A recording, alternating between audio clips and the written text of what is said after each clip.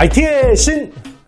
아신 여러분 안녕하십니까? 오늘은요, 다음 주에 누리호 2차 발사 있잖아요. 그래서 방산하고 우주항공, 항상 같이 가는 영역이니까 방산하고 우주항공 쪽에서 지금 흐름들이 어떻게 되고 있고, 그리고 여기서 수혜를 볼 수 있는 회사 두 개만 제가 가져왔습니다. 작년부터 제가 되게 많이 이야기했었는데 작년에 주가가 못 가서 항상 죄송합니다 하고 다녔는데 카이, 지금 오늘 6월 7일자로 촬영 중인데 지금 한 10% 가까이 뜨고 있네요.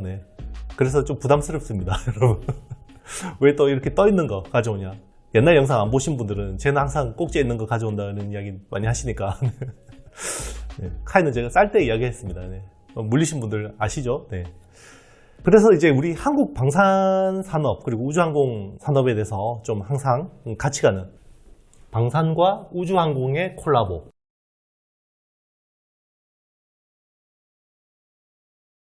자, 한번 이야기해 보도록 하겠습니다. 일단은 6월 15일 누리호 발사가 있죠. 누리호 2차 발사가 있습니다. 2차 발사가 있고, 그리고 이제 KF-21 시험 비행이 있죠. 시험 비행이 있는데, 이게 6월 21일 날짜 맞춰서 20일 맞춰서 한다는 이야기도 있고, 7월에 한다는 이야기도 있으니까요. 어쨌든 이게 모멘텀이 두 개가 있습니다. 그렇기 때문에 요즘 같은 시장에서 좀 잘 먹힐 수 있다라고 보고 있는 거고요. 자, 그러면 언제부터 한국이 이렇게 방산 수출 쪽에서 잘하는 나라가 됐냐라는 게 중요한 거죠. 원래 소총 만들어서 수출하던 나라가 언제 이렇게 또 전투기까지 만들어서 수출하는 나라가 됐냐. 이런 이야기도 하시더라고요. 60년 전에 우리나라가 소달구지 끌고 다니는 나라인데 전투기를 생산하는 세계 9번째 나라가 됐다. 이런 이야기를 합니다. 어쨌든 계속해서 우리나라 무기 경쟁력을 계속 고도화해 온 거죠.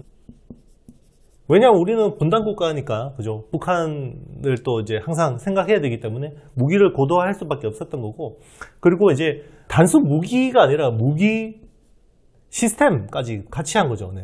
요즘에는 하드웨어하고 소프트웨어가 같이 없으면 안 됩니다. 그죠? 그래서 이런 것들을 같이 운용할 수 있는 시스템들을 무기 수출 체계에서 좀 많이 이런 것들을 신경을 많이 썼던 측면들이 요즘에 좀 먹히고 있는 거고요. 그리고 항공기, 항공기, 전투기. 일단은 무기 팔 때요, 전투기 만드는 나라라 그러면 좀 다르잖아요. 그죠? 기술력이 더 이상 할 말이 없죠. 전투기를 만드는 나라이기 때문에 다른 무기도 굉장히 품질이 괜찮겠구나라는 게 먹히는 거고, 그리고 이게 또 위성하고 우주항공하고 같이 엮이는 거죠. 이게 같은 요소 기술이거든요. 이게 없으면 안 되는 거죠. 사실은 대륙간 탄도미사일 ICBM이라 그러죠. 자, 이거는 사실 인공위성 쏘는 기술하고 같습니다. 항상 북한이 뭐라 그래요? ICBM 쏴놓고 우리는 인공위성 요거 검사했다, 테스트해봤다, 이렇게 이야기 하잖아요. 요게 같은 기술입니다. 어쨌든 상층권 밖으로 쏴야지 이게 똑같은 기술이기 때문에 발사체. 자, 우리는 드디어 발사체와 발사대, 이런 것들을 이제 다 내재화하는 국가가 될 수가 있는 겁니다. 요게 성공을 하면 그렇게 되는 거죠. 주요 수출품 같은 경우는 뭐가 있냐? 경공격기죠. 경공격기. 전투기죠. 전투기인데 T-50이라는 거는 파일럿들 트레이닝 하는 겁니다. 그래서 T라는 여기 붙는 거고요. 경공격기로 이게 미사일 같은 걸 좀 붙이면 FA-50 전투기가 됩니다. 우리 필리핀 두테르테 대통령이 자국 테러리스트 진압할 때 요거를 출격시켰는데 꽤 좋아가지고 이게 주요했던 거고요. 최근에는 이제 동유럽 쪽에서 굉장히 관심이 많습니다. 한국 전투기 좋은데? 요게 한 500억, 한 700억 정도 하니까요. 이게 좀 가성비가 이만한 게 없는 거죠. 그리고 F-16 같은 거 지금 전 세계에 굉장히 많이 하늘에 떠 있는데 굉장히 구형화된 전투기죠. 이게 벌써 20년, 30년 된 전투기인데, 이게 이제 그 미국의 공장도 이제 조그만 거 하나 남아있어요. 그래서 이거 살려면 대기줄도 엄청 써야 되고 이런 상황이기 때문에 일단 전투기가 굉장히 흐름이 좋다. 그래서 최근에 전투기 조단위 수주에 대한 이야기들이 굉장히 많이 나오고 있습니다. 조단위 수주 이야기 많이 나오고 있고요. 그리고 이제 K9 자주포, 탱크처럼 생겼는데 앞에 포신이 엄청 긴 거 있죠. 멀리 있는 거 공격하는. 이런 이제 K9 자주포 쪽도 지금 굉장히 핫한 거고, 그리고 이제 장갑차 레드백, 차세대 장갑차 레드백. 지금 호주에 이게 조단위 좀 수주를 기대를 하고 있죠. 그리고 LIG 넥스원 같은 데서 하는 유도무기죠. 천궁 뭐 이런 거. 우리 그 우크라이나 전쟁에서 제블린, 그죠? 제블린이 완전히 러시아 장갑차 다 때리잡는 바추가포 같이 생겼는데 이게 쏘고 도망가는 거죠. 요게 이제 엄청난 효과를 내고 있죠. 이게 한 1억, 2억 정도 하는데 이게 한 개. 장갑차 탱크가 뭐 30억, 40억 하는데 다 지금 가성비 엄청나게 잘 하고 있는 거고요. 그리고 이제 한화 시스템 같은 회사들은 통신 체계, 군사용 통신 체계 같은 것들을 많이 하고 있는 거죠. 전투 통신 체계를 많이 하는 거고, K9 자주포는 하나 에어로스페이스가 많이 하죠. 하는 거고, 네, 요거는 이제 한국항공우주죠. 네, 한국항공우주. 누가 하고 있습니다. 자, 올해는 우리 방산 수출에서 좀 굉장히 유의미한 해가 되는 것 같아요. 대규모 수주가 잇따라 나왔거든요. 작년 12월에 호주 K9 자주포 이제 9,300억 정도 수주가 나왔고, 올 초였죠. 1월에 UAE, 아랍에미리트 쪽에서 천궁 2, 4조 6천억 수주 나왔고, 그리고 2월에는 이집트 K9 자주포 2조 원 수주가 나왔죠. 한 석 달 사이에 7조 3천억 수주가 나왔고요. 그리고 지금 한국형 아이언돔도 개발 중이고, 그리고 올해 이제 한화 에어로스페이스에서 호주 랜드 400, 이게 5조짜리입니다. 네. 이제 숫자 감이 안 오시죠? 네. FA50 같은 경우도 UAE 쪽에서 조 단위 수주가 계속 진행이 되고 있는 것들이고요. 이번에 뭐 누리호 발사 그리고 KF-21 시험 비행 이런 것들이 단기 재료 소멸도 있을 수 있지만요. 저는 충분히 롱텀으로 끌고 갈 수 있는 모멘텀이 충분하다고 생각하고 있습니다. 그래서 오늘 좀 소개드릴 회사는요. 카이, 네, 한국항공우주입니다. 자, 일단 뭐 전투기를 만드는 회사라고 하면 다 그냥 게임 CS죠. 네, 전투기를 만드는 회사고요. 방산 쪽, 전투기뿐만 아니라 헬리콥터, 수리온 같은 거, 헬기도 이제 하고 뭐 여러 가지를 합니다. 연간 매출부터 봐야 되겠네요. 네, 21년 매출 기준으로 봐야 되니까 작년에 매출이 2.56조 정도 했고요. 영업이익이 굉장히 좀 미미했습니다. 578억밖에 안 했네요. 네, 578억. 굉장히 쇼크성이었는데 22년은 전망이 조금 밝아지고 있습니다. 올해는 2.96조 정도 매출을 기대하고 있고 영업이익은 한 1,600억 정도 봐도 될 것 같습니다. 네. 계속 그런데 이익이 상향 조정되고 있는 것은 좋은 측면이라고 보시면 되겠고요. 작년 매출로 보면 방산 쪽이 한 1.8조 정도 했습니다. 이게 전체 매출에서 72%를 차지하네요. 네, 굉장히 많이 했습니다. 여기는 이제 전투기하고 여러 가지 무기들이 포함되어 있는 거고요. 완제기 쪽. 완제기 수출이죠. 네, T-50하고 FA-50 같은 거. 요게 작년에 1,960억 정도 했습니다. 이게 비중으로 치면 한 8% 정도 되네요. 네, 8% 정도 되고. 그리고 기체 부품. 기체 부품 쪽이 5,097억. 비중으로 치면 한 20% 정도 되네요. 기체 부품이 어떤 쪽이냐면요. 보잉이나 에어버스. 항공기 만드는 회사들이죠. 이게 날개 쪽 뼈대하고요. 뼈대하고 이제 구조물들을 납품을 합니다. 이게 원래는 조 단위 매출을 했었어요. 코로나19 이전에는. 조 단위 매출을 했었는데 이게 이만큼 반토막이 난 거고요. 이게 이제 올해는 한 7천억까지는 회복이 될 것 같습니다. 7천억까지는 회복이 될 것 같다라는 기대가 있습니다. 그런데 이게 매출 측면에서도 중요한데요. 사실 이익 측면에서 굉장히 중요해요. 이익에서. 사실은 이제 국방부에 납품해서 많이 못 남기거든요. 옛날하고 달라요. 그래서 방산 쪽이 규모는 큰데 이익은 여기서 많이 남겨야 되는 거죠. 그래서 여기가 요즘에 리오프닝 되면서 항공기 다시 만드는 수요가 굉장히 많아지고 있고요. 이게 2040년까지 한 4만 대씩 지금 수주가 쫙쫙 밀려 있어요. 지금 갑자기 또 해외여행 많이 다니니까 비행기 만들어 달라는 수요들이 많이 올라오고 있거든요.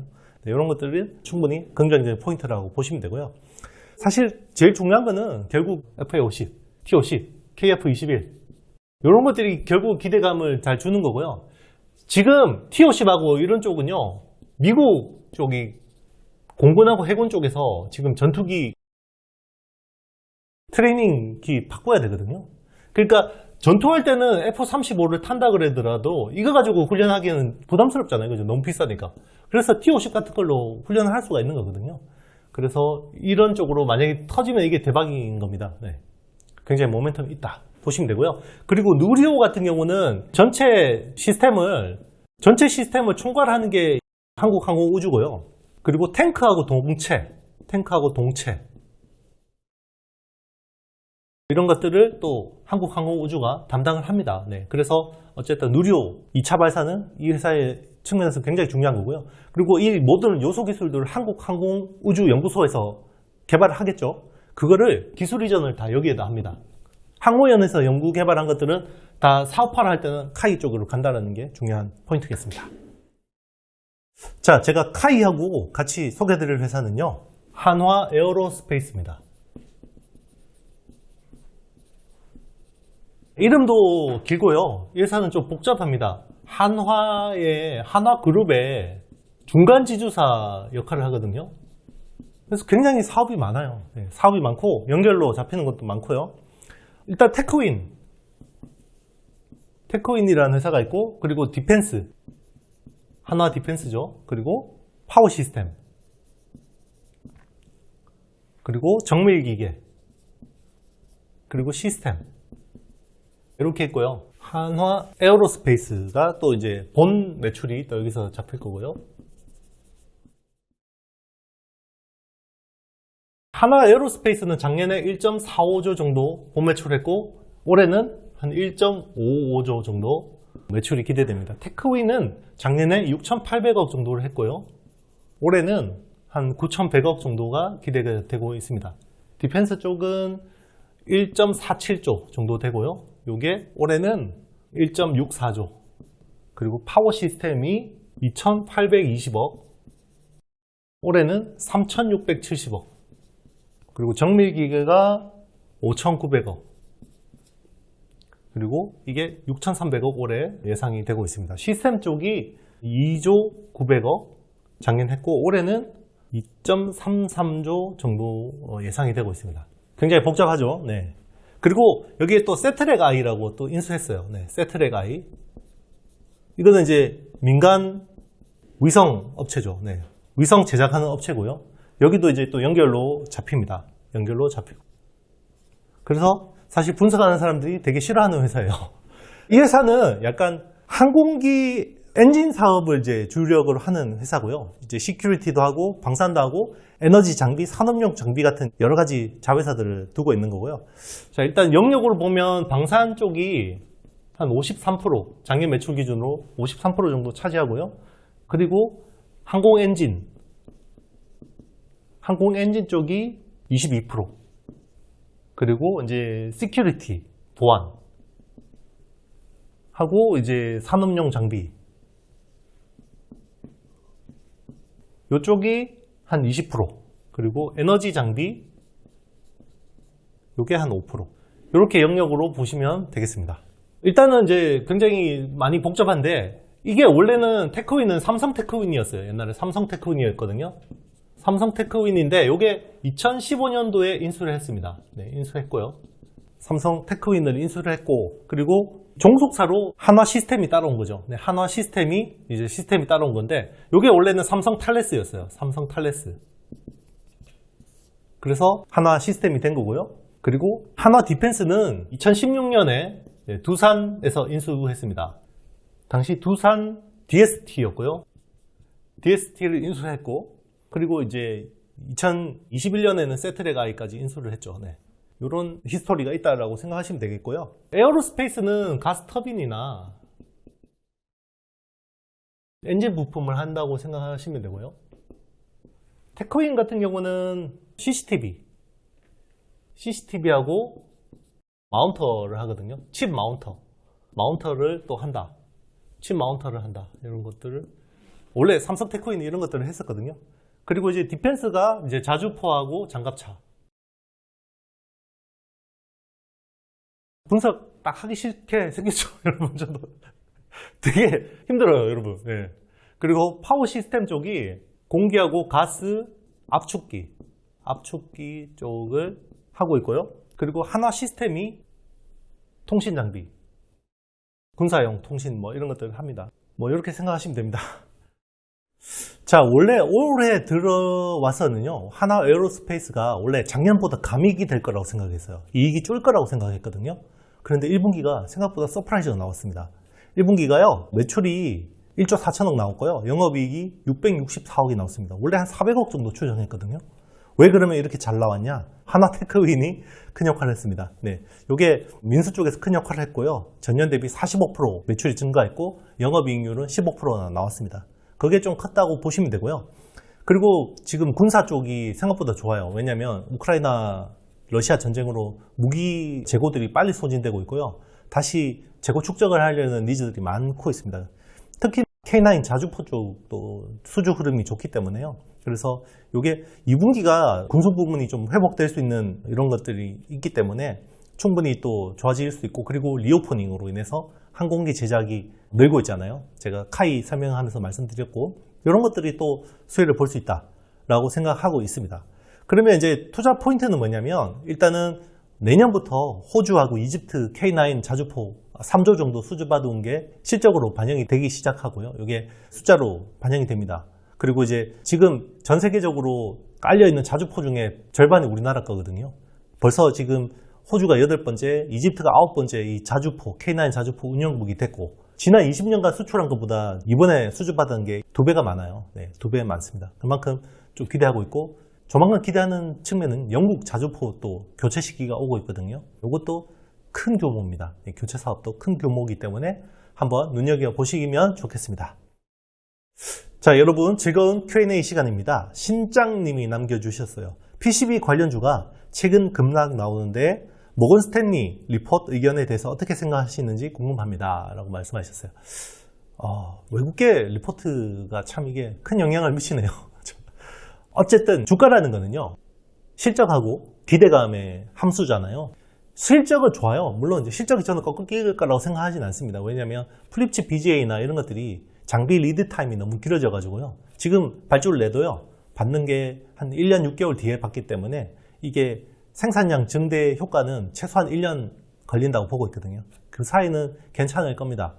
그러면 기대감이 좀 그동안에 과도했던 측면들이 있는 거죠. 네, 기대감이 과도했던 건데 이게 충분히 이번 셀 리포트로 인해서 좀 조정을 받았기 때문에 여기에 좀 디테일하게 공부를 하시는 분들은 충분히 기회를 잡으실 수 있다고 보고 있습니다.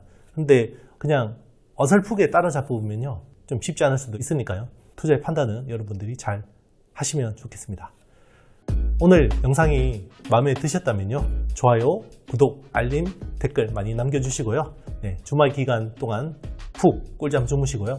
다음 주 수요일 날 우리 누리호 2차 발사 꼭 성공을 기원해 주시면 좋겠습니다. 여러분 다음 시간에 뵙겠습니다. 안녕.